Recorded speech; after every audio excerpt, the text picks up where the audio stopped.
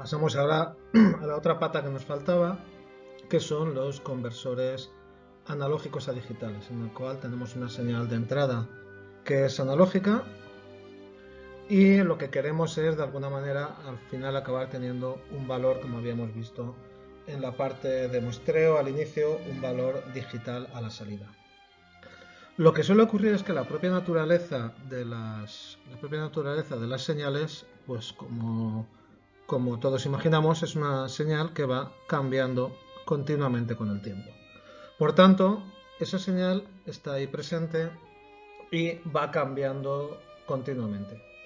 Por tanto, si nosotros empezamos a digitalizar esa señal y nosotros empezamos a medir y vamos convirtiendo a bits y va cambiando, pues posiblemente en el periodo de muestreo de la señal habrá cambiado un poco y nos ensuciará, o por así decirlo, nos meterá algo de ruido en la digitalización.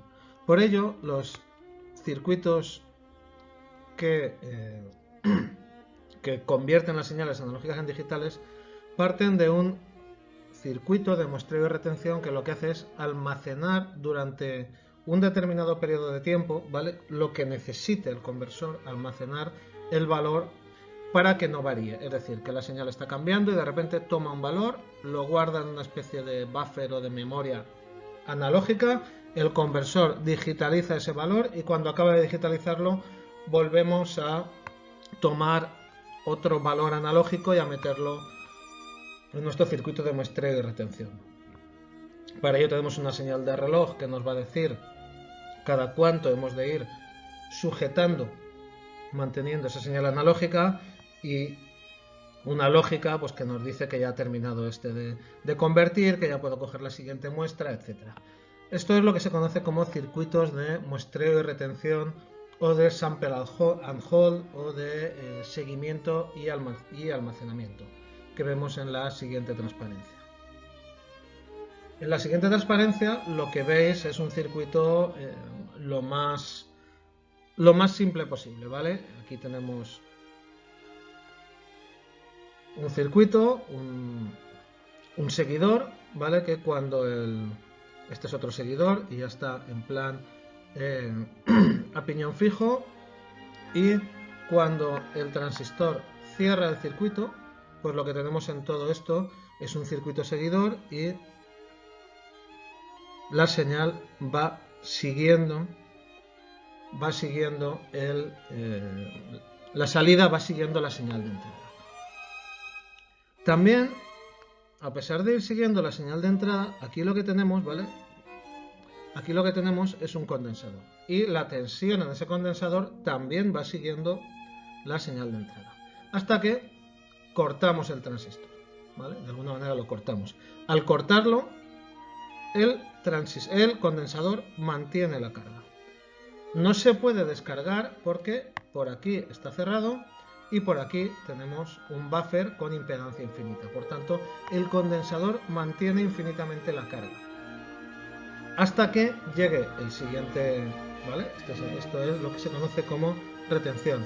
Hasta que llegue el siguiente momento, el transistor se conecta, cerramos el circuito, esto es un seguidor y todo este circuito empieza a seguir la señal de salida. Claro, pues el condensador que estaba aquí, rápidamente su tensión sube o bajaría en otro caso hasta alcanzar y seguir la tensión que hay a la entrada.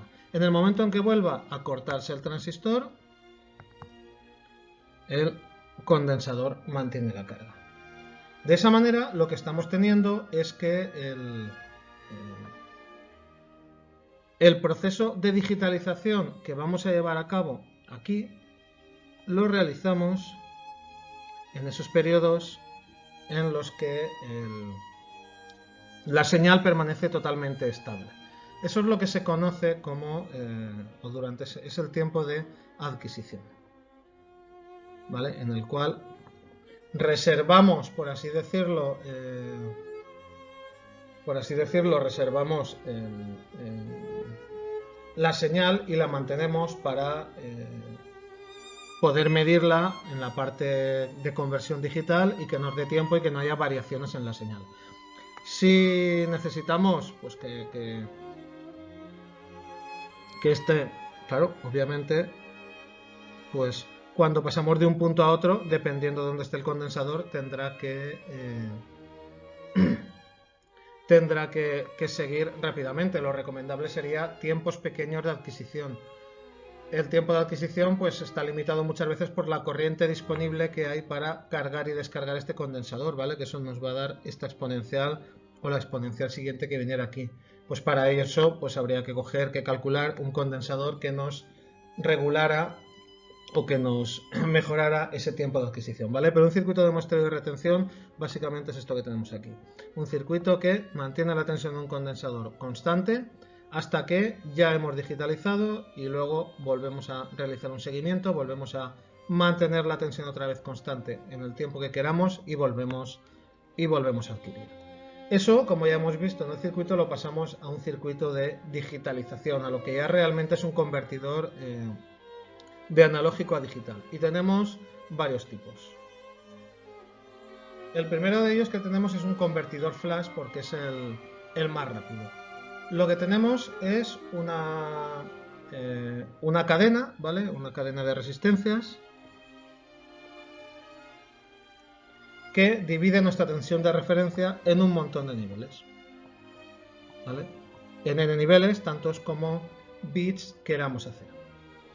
Todos esos niveles lo que hacemos es meterlos como señal de entrada a una de las patas de unos comparadores. Y en la otra pata de los comparadores lo que tenemos es mi Vain. Por tanto, al final lo que voy comparando es, si la señal, esto es un comparador de ventana, ¿vale? Si la señal está comprendida en alguno de esos valores. Todo eso lo llevo yo aquí tengo si la señal es mayor de 16, mayor de 32, mayor de 8, mayor de lo que sea, ¿vale? De los distintos valores. Y aquí pues ya lo meto a un codificador que me convierte pues, las distintas señales que hay a los distintos bits, ¿vale? El intervalo que tenemos, el error de cuantización que vamos a cometer es el debido a la tensión de referencia partido por el número de niveles que tengamos. Esa va a ser la precisión que vamos a tener, ¿no? El error que vamos a cometer. El error va a ser n medios, ¿vale? Y aquí tenemos en esta gráfica, pues tenemos en función de las distintas tensiones de entrada las salidas que habrá. Esto es muy rápido porque los comparadores son muy rápidos, la tensión que cambia cuando cambia la entrada inmediatamente se refleja en la salida de los comparadores y es un comparador bastante rápido, ¿vale? Podemos tener diversas variantes, ¿vale? Pues esta VREF puede estar referenciada a tierra, referenciada a menos VCC. Este codificador podemos hacer que tengamos la salida, pues codificación binaria normal, salida codificada con signo, sin signo, codificar un complemento a 2, etcétera. Con lo cual, la salida digital que vamos a tener aquí podemos personalizarla un poco diseñando la lógica que queremos utilizar en estos convertidores.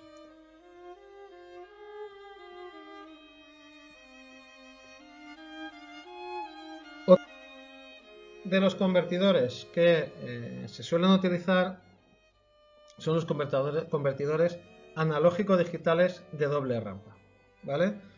Suponemos que VS es una tensión positiva que ha pasado por el amplificador inversor, así que lo que tenemos ahí es menos VS. Antes de comenzar la conversión, el transformador S2 se cierra, por lo tanto, al cerrarlo, la salida que tenemos aquí es 0, ¿vale? Descargamos ese condensador y la salida del integrador es 0. Y cuando queremos realizar la conversión, lo que hacemos es cerrar, conectar nuestro interruptor, lo conectamos a nuestra señal de entrada y comenzamos a integrar, ¿vale? Comenzamos a integrar durante un tiempo. Bueno, S2 también se abre a la vez, porque si no, no podríamos integrar y esto se convertiría en un seguidor. Comenzamos a integrar y vamos realizando durante ese periodo una integración de este estilo, ¿vale? Lo que estamos haciendo es esa parte de arriba. Entonces lo que tenemos es una rampa ascendente, que es la integral. A medida que vamos pasando tiempo, pues vamos cargando más ese condensador, vamos haciendo más la integral y suponemos, ¿vale? Suponemos que Vs es constante durante el intervalo de integración, ¿vale? Y al final pues alcanzamos un valor de pico, esto es analogía pura y dura, que depende del tiempo del intervalo T1 durante el cual estamos integrando, de la tensión de entrada y de los valores de RC. Luego, a continuación, el circuito de control pone este contador a 0 y desplaza el conmutador a la posición inferior, de tal manera que la entrada del integrador ahora, ¿vale? Desplaza este conmutador ahí, de tal manera que la entrada del integrador sea la tensión de referencia, que es una tensión conocida, y entonces el integrador empezará a generar, ¿vale? Aquí esto había un inversor, acordaos que lo hemos dicho, tenemos menos Vs, ahora tenemos una tensión positiva y lo que empezamos a generar es una rampa descendente del lugar en el que estábamos, una rampa descendente hasta hacia abajo, ¿vale? Al final del tiempo del intervalo que nos toque, la salida del comparador pasará a nivel alto y el circuito de control detiene el contador, ¿vale? Entonces, el contenido del contador, lo que haya en el contador, es proporcional a T2, ¿vale? A este tiempo, al tiempo que hayamos estado descargando y a la tensión de entrada. Al final, lo que tenemos es que T2 depende de la tensión de pico y de la pendiente que hay aquí, ¿vale? La tensión de pico habíamos quedado que es esta, la pendiente es esa, por lo tanto, si lo arreglamos un poco, T2 depende de T1 y de Vs. R y C no aparecen para nada, ¿vale? El integrador integra, pero realmente al final lo que nos quedamos es rampa ascendente, rampa descendente. Como la RC es constante para las dos, lo que nos quedamos es que T2 es independiente de R y de C, ¿vale? Y si utilizamos además el mismo reloj para medir T1 y T2, pues también esta medida es independiente de la frecuencia del reloj. Por tanto, este es un convertidor muy preciso, ¿vale? Muy preciso, porque al final este contador que tenemos aquí contando va a depender únicamente de esos tiempos y de la tensión de entrada, ¿vale? Esta tensión de entrada que tenemos aquí. Además requiere poquitos componentes o relativamente pocos componentes.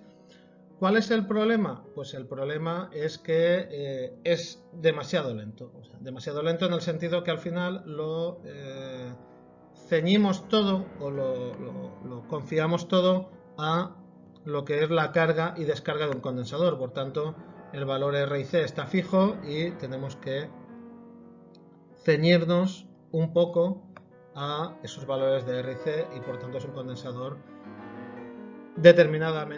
relativamente lento. Y el siguiente es un comparador. Tenemos aquí el diagrama conceptual, ¿vale? No el circuito. Un conversor analógico digital de aproximaciones sucesivas, ¿vale? Y esto tarda n pasos. Es decir, no es que lo hagamos de una tacada y ya tengamos enseguida el valor, sino que tardamos n tiempos, n pasos, n aproximaciones sucesivas. Vamos aproximando la señal entre un 1 y un 0, ¿vale? primero el bit más significativo, luego el siguiente menos significativo, luego el otro y luego el otro, ¿vale? ¿Cómo funciona? Lógicamente, pues empezamos desde el bit más significativo al menos. Inicialmente, todos los bits de salida están a 0, ¿vale? Inicialmente, todos los bits están a 0. En el primer circuito, la lógica de control, ¿vale?, pone el bit más significativo a 1.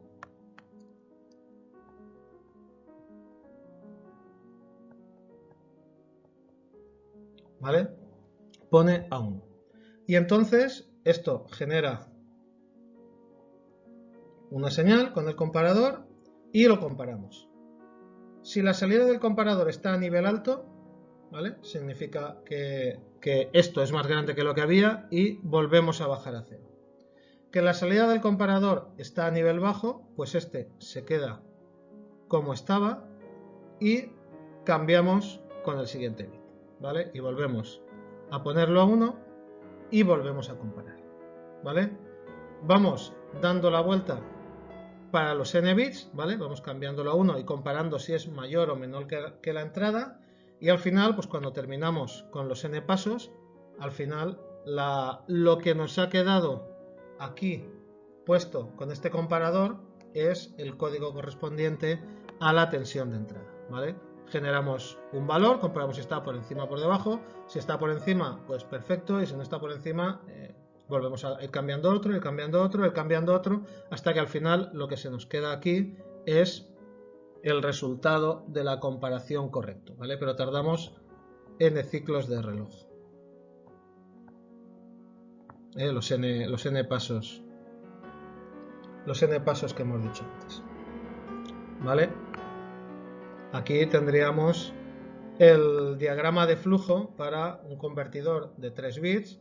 Pues ponemos el primero a 0, si el primero, lo que hemos dicho, si la salida es positiva, lo ponemos a 0 y ponemos el siguiente a 1, y si no, pues ponemos el siguiente a 1 y volvemos a comparar y vamos dando saltos según las comparaciones que tengamos. Ponemos a 1, comparamos y si es mayor,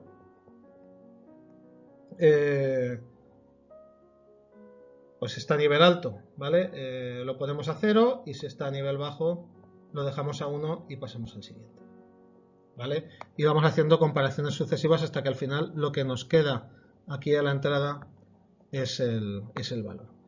Estos dispositivos pues son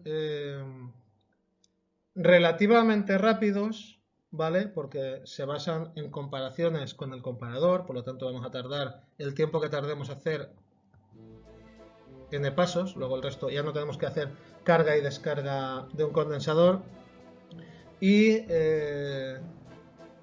requiere pues menos componentes, menos resistencias que el que teníamos al principio, ¿vale?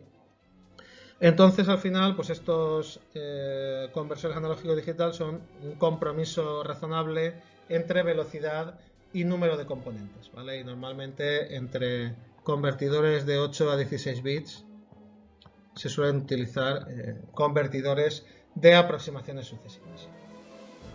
Pues bueno, con esto tenemos un poco explicado, apoyándoos también en el texto, explicados lo que son la parte de comparadores. Como veis, esto pues luego haremos un vídeo con alguna hoja de características de algún par de chips comparadores, pero como veis aquí, pues realmente lo que son los principios de funcionamiento están bastante claros, son bastante genéricos. También hay otros conversores más elaborados, pues que ya iréis viendo en electrónica, de más velocidad o de más precisión, pero como idea general ya está bastante bien. Y lo que es la implementación en chips, pues claro, lo que es la implementación electrónica es muy particular, es mucho más compleja, ya no es un circuitito, sino que es un integrado y un diseño más complejo, y eso pues veremos un poco cómo afrontarlo desde alguna hoja de características de alguna DC. Vale, pues con esto terminamos las transparencias de este tema y veremos el siguiente